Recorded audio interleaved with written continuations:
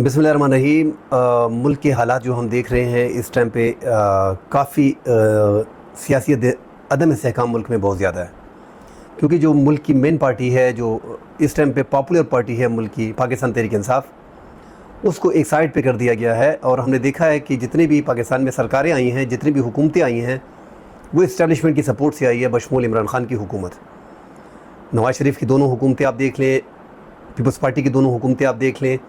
یہ جو موجودہ حکومت ہے، عمران خان کی جو حکومت ہے، تو بغیر اسٹیبلشمنٹ کی سپورٹ کے آپ پاکستان کی حکومت میں نہیں آ سکتے، چاہے آپ کتنے ہی مقبول کیوں نہ ہوں۔ مگر اس بار جو 2024 کے الیکشن میں ہوا،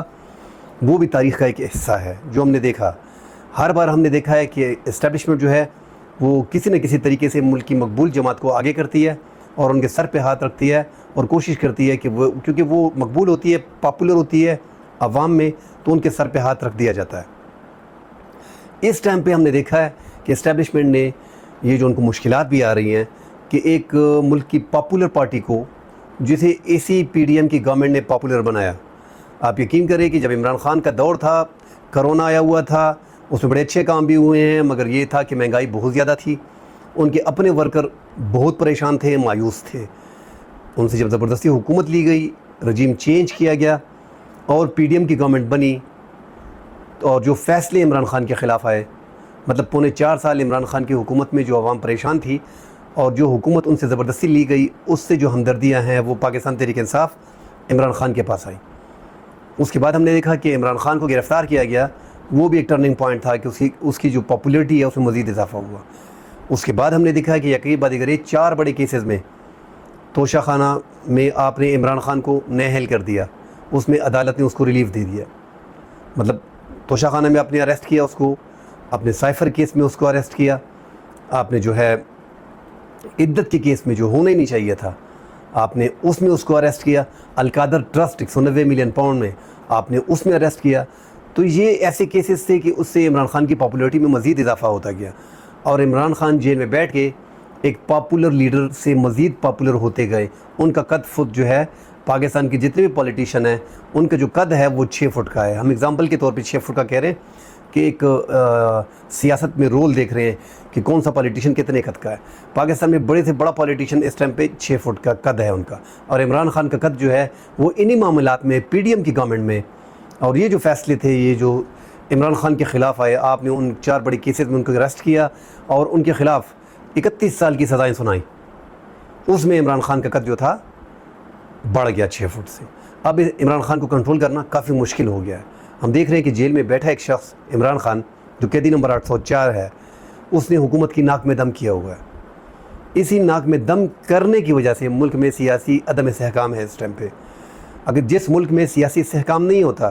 وہاں پہ نہ فارن انویسٹمنٹ آتی ہے، نہ ملک آگے ترقی کرتا ہے۔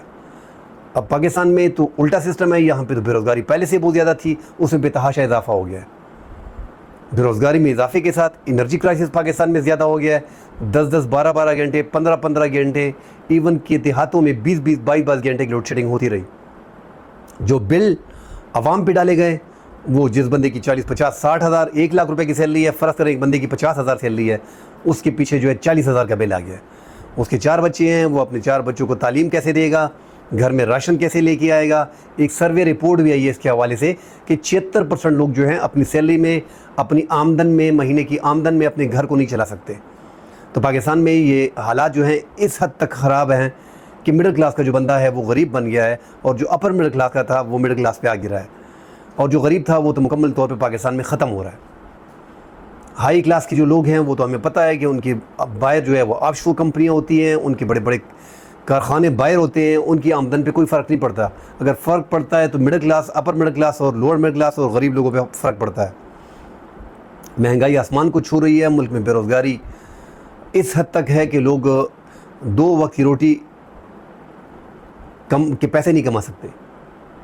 مگر ہم دیکھ رہے ہیں کہ ملک میں سیاسی عدم استحکام کے باعث یہ سب کچھ ہو رہا ہے۔ اگر ملک میں سیاسی استحکام ہوتا تو یہ چیزیں نہ ہوتی، انویسٹمنٹ آتی باہر کی، ملک میں کارخانے لگتے، نئے کارخانے لگتے، نئی جابس کریٹ ہوتی۔ تو یہ سارا جو ہے ملک میں اس ٹائم پہ سیاسی عدم استحکام ہے،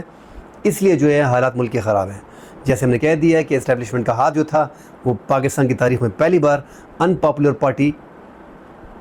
کے سر پہ تھا۔ اب جو پارٹی انپاپولر ہوئی ہے، ہم نے پچھلے بھی دیکھا ہے، ایک ماضی میں بھی اس طرح کے حالات بنے تھے، اب دوبارہ اس طرح کے حالات بن گئے ہیں۔ اللہ خیر کرے، اللہ اپنے ہمارے ملک پاکستان کو سلامت رکھے۔ مگر عمران خان اس ٹائم پہ ملک کا مقبول لیڈر ہے، اور ان کے پاس پاکستان میں سب سے زیادہ جو پارٹی ہے، پارٹی ورکر ان کے پاس ہیں، سوشل میڈیا ایکٹیوسٹ ان کے پاس ہیں، ڈاکٹر انجینئر مڈل کلاس کا طبقہ جو ہے وہ ان کے پاس ہے، پڑھا لکھا طبقہ پاکستان کا جو ہے تمام تر پارٹیوں میں موجود ہے، اس میں کوئی شک نہیں ہے۔ مگر زیادہ کیونکہ تعداد زیادہ ہے نوجوانوں کی، پاکستان تحریک انصاف کو پسند کرتے ہیں۔ اب ان کا بیانیہ ٹھیک ہے، ان کا بیانیہ غلط ہے۔ عوام نے عمران خان کے بیانیے کو پسند کیا ہے، عوام نے انہیں اٹھایا ہے۔ اب جو بندہ پاپولر ہے، تو پاپولیرٹی کا مطلب یہ ہے کہ ملک میں اکثر ہم اینکر حضرات کو سنتے ہیں اور پالیٹیشین کو سنتے ہیں کہ یار ملک میں پاپولر ہو گیا تو کیا ہو گیا ہے، پاپولر تو راحت فتح علی خان بھی ہے، پاپولر تو فلاں بھی ہے، کیا اس کو ہم ملک کا وزیر اعظم بنا دیں؟ بھائی یہ سیاست میں پاپولر ہے۔ سیاست میں پاپولر ہونے کا مطلب کیا ہے کہ اس بندے کے پاس پاکستان میں جو ڈیموکریسی ہے، دنیا میں ڈیموکریسی ہوتی ہے، ایک جمہوری ملک ہوتا ہے، اس میں الیکشن ہوتے ہیں، اس کا مطلب یہ ہے پاپولرٹی کا کہ پاکستان کی زیادہ تر عوام جو ہے وہ عمران خان کے ساتھ ہیں، اور زیادہ تر عوام جو ہے وہ ملک میں عمران خان کو ووٹ دیتے ہیں۔ تو ملک کا پاپولر لیڈر وہی ہو گیا جس ملک کو زیادہ ووٹ ملتے ہیں، وہ جمہوری حکومت میں اس بندے کی حکومت آتی ہے۔ اس کا مطلب سیدھا سیدھا یہی ہو گیا۔ ہم نے الیکشن میں بھی دیکھا ہے کہ 8 فروری کے الیکشن پہ جو عمران خان کے لوگ، ایسا لگ رہا تھا کہ 2/3 اکثریت سے آسانی سے یہ حکومت بنا پائیں گے، اور 20-30 ہزار کی لیڈ سے عمران خان کے جو نامینیز تھے وہ جیت رہے تھے۔ مگر جیسے ہی 9 فروری ہوا، لیٹ آور 2-3-4 بجے رات کو ہم نے دیکھا ہے جو صبح ہوئی، تو الیکشن کمیشن سے جو رزلٹ آنا شروع ہو گئے، الیکشن کمیشن نے رزلٹ کے پروسیس جو تھے صحافیوں پہ بند کر دیے تھے، اور یکدم جو ہے وہ نتائج جو 20-30 ہزار کی لیڈ سے جیت رہے تھے وہ ہار گئے، اور جو چوتھے اور 5ویں نمبر پہ تھے ان کو جتوا دیا گیا، ان کے لیے فارم 47 ایشو کیا گیا، اور وہ سرکار میں بیٹھ گئے۔ اب تقریباً 185 قومی اور صوبائی اسمبلی کی نشستوں پہ اس ٹائم پہ پنجاب میں جو ہے وہ ٹریبیونلز میں اور مختلف عدالتوں میں جمع ہے۔ آپ اندازہ لگائیں کہ ایسے ملک میں پارلیمان جو ہے وہ آئینی عدالت قائم کرنے کی کوشش کر رہی ہے، جس ملک کی اپنی پارلیمان میں تقریباً 80-85 لوگ جو قومی اسمبلی کے ممبر ہیں وہ فارم 47 پہ بیٹھے ہیں، اور ان کی کیسز جو ہیں وہ مختلف ٹریبیونلز میں ہیں۔ جب تک ان پارلیمان کا جو پارلیمان میں قومی اسمبلی کے ممبران ہیں، جب تک ان کا فیصلہ مختلف عدالتوں سے آ نہیں جاتا اور یہ کلیئر نہیں ہو جاتے، ان کو آئینی ترامیم کرنے کا کوئی حق نہیں ہے، کیونکہ ان کے کیسز فارم 45 جو ہے اس ٹائم پہ اپوزیشن کے اراکین کے پاس ہیں، جن کو زبردستی اپوزیشن میں دھکیلا گیا ہے۔ 8 فروری میں وہ حکومت میں آ رہے تھے پاکستان تحریک انصاف، جبکہ 9 فروری میں مسلم لیگ نون حکومت میں آ گئی تھی۔ تو یہ ایک بڑا کلیئر میسیج ہے کہ یہ پارلیمان میں جو قومی اسمبلی کے ممبرز بیٹھے ہیں، جن کے cases supreme court, high court, lower courts اور ٹریبیونلز میں ہیں، ان کو آئینی ترامیم کرنے کا کوئی اختیار نہیں ہے۔ اس لیے کہا جا رہا ہے کہ اس حکومت کے پاس اخلاقی طور پہ یہ حکومت بڑی کمزور ہے، تو ان کو آئینی ترامیم، اپنی پسند کی آئینی ترامیم اسی لیے کرنا چاہ رہے ہیں کیونکہ 80-85 ممبران قومی اسمبلی کے جو ہیں وہ فارم 47 پہ بیٹھے ہیں۔ اپنے آپ کو، اپنی حکومت کو قائم رکھنے کے لیے یہ حکومت ہر ممکن کوشش کر رہی ہے، اور اس کوشش میں اس کی مدد جو ہے وہ اسٹیبلشمنٹ ان کا سر پہ ہاتھ ہے، اس لیے یہ حکومت کر پا رہی ہے۔ مگر ابھی ہم چینج دیکھ رہے ہیں کہ تھوڑا سا چینج آیا ہے۔ جب اسٹیبلشمنٹ میں چینج آتا ہے تو ہر بار ہم نے دیکھا ہے کہ وہاں پہ تھوڑی سی نرمی آ جاتی ہے اپوزیشن کے لیے بھی۔ آج کی سب سے اہم ڈیولپمنٹ جو ہم سامنے آئی ہے کہ DGI جنرل جو ہے، لیفٹیننٹ جنرل ندیم انجم جو ہے وہ ریٹائرڈ ہو رہے ہیں، ان کی جگہ پہ نئے جو آرمی